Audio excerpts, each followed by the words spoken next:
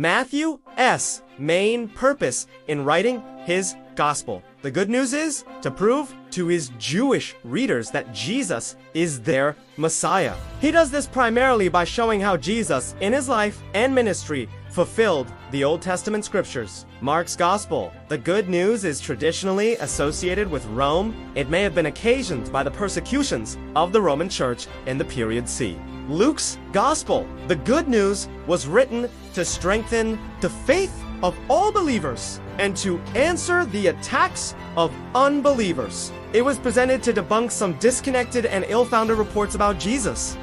Luke wanted to show that the place of the Gentile non-Christian in God's kingdom is based on the teaching of Jesus. John's gospel, the good news, is rather different from the other three, highlighting events not detailed in the others. The author himself states his main purpose clearly in 2031, that you may believe that Jesus is the Christ, the Son of God, and that by believing you may have life in his name.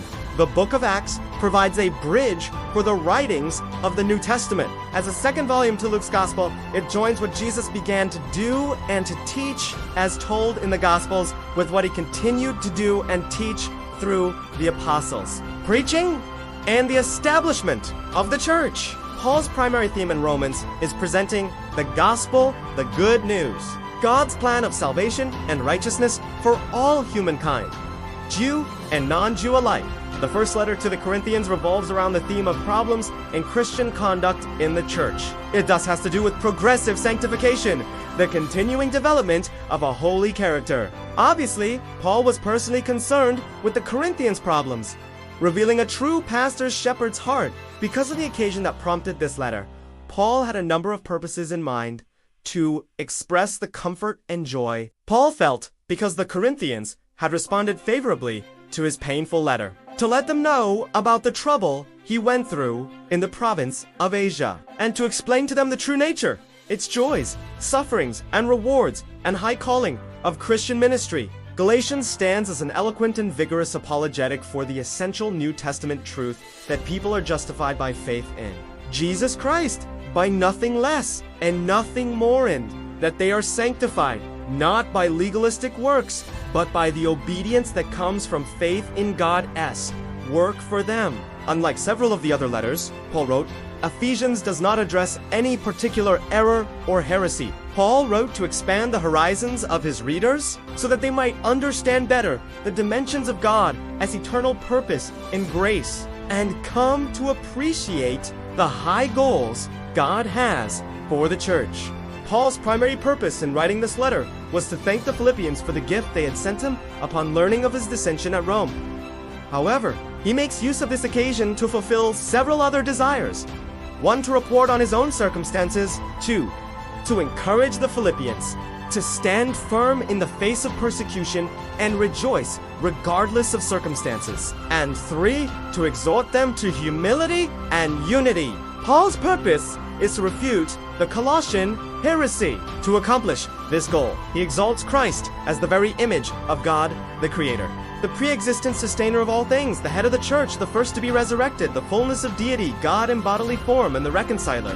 Although the thrust of the letter is varied, the subject of eschatology, doctrine of last things, seems to be predominant in both Thessalonian letters. Every chapter of 1 Thessalonians ends with a reference to the second coming of Christ. Since the situation in the Thessalonian church has not changed substantially, Paul's purpose in writing is very much the same as in his first letter to them. He writes 1. To encourage persecuted believers. 2. To correct a misunderstanding concerning the Lord's return. And 3. To exhort the Thessalonians to be steadfast and to work for a living. During his fourth missionary journey, Paul had instructed Timothy to care for the church at Ephesus while he went on to Macedonia. When he realized that he might not return to Ephesus in the near future, he wrote this first letter to Timothy to develop the charge he had given his young assistant. This is the first of the pastoral epistles. Paul was concerned about the welfare of the churches during this time of persecution under Nero,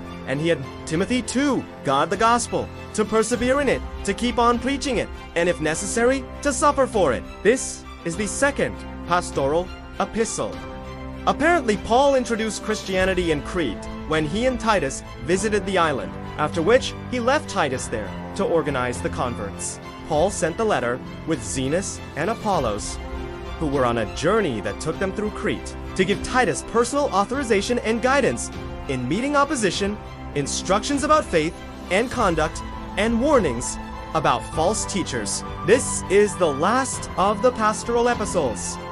To win Philemon's willing acceptance of the runaway slave, what Paul writes very tactfully and in a light-hearted tone, which he creates with wordplay. The appeal is organized in a way prescribed by ancient Greek and Roman teachers, to build rapport, to persuade the mind, and to move the emotions. The theme of Hebrews is the absolute supremacy and sufficiency of Jesus Christ as revealer and as mediator of God's grace. A striking feature of this presentation of the gospel is the unique manner in which the author employs expositions of 8 specific passages of the Old Testament scriptures. Characteristics that make the letter distinctive are: 1. Its unmistakably Jewish nature, to its emphasis on vital Christianity, characterized by good deeds and a faith that works. Genuine faith must and will be accompanied by a consistent lifestyle. 3. Its simple organization. 4. And its familiarity with Jesus' teachings preserved in the Sermon on the Mount. Although 1. Peter is a short letter. It touches on various doctrines and has much to say about Christian life and duties. It is not surprising that different readers have found it to have different principal themes. For example, it has been characterized as a letter of separation, of suffering and persecution, of suffering and glory, of hope, of pilgrimage, of courage, and as a letter dealing with the true grace of God. In his first letter, Peter feeds Christ's sheep by instructing them how to deal with persecution from outside the church. In this second letter, he teaches them how to deal with false teachers and evildoers who have come into the church. John's readers were confronted with an early form of Gnostic teaching of the Cerinthian variety. This heresy was also libertine, throwing off all moral restraints. Consequently, John wrote this letter with 2 basic purposes in mind. 1, to expose false teachers, and 2, to give believers assurance of salvation.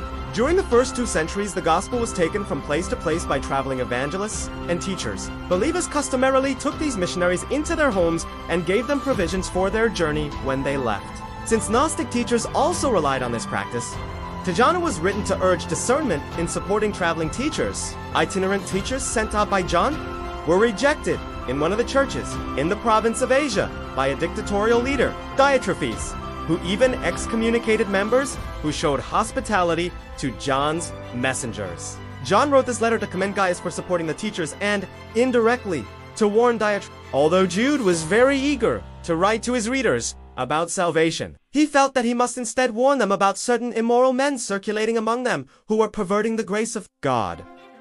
Apparently, these false teachers were trying to convince believers that being saved by grace gave them license to sin, since their sins would no longer be held against them. John writes to encourage the faithful to resist staunchly the demands of emperor worship. He informs his readers that the final showdown between God and Satan is imminent. Satan will increase his persecution of believers, but they must stand fast, even to death. They are sealed against any spiritual harm and will soon be vindicated when Christ returns, when the wicked are forever destroyed, and when God's people enter an eternity of glory and blessedness.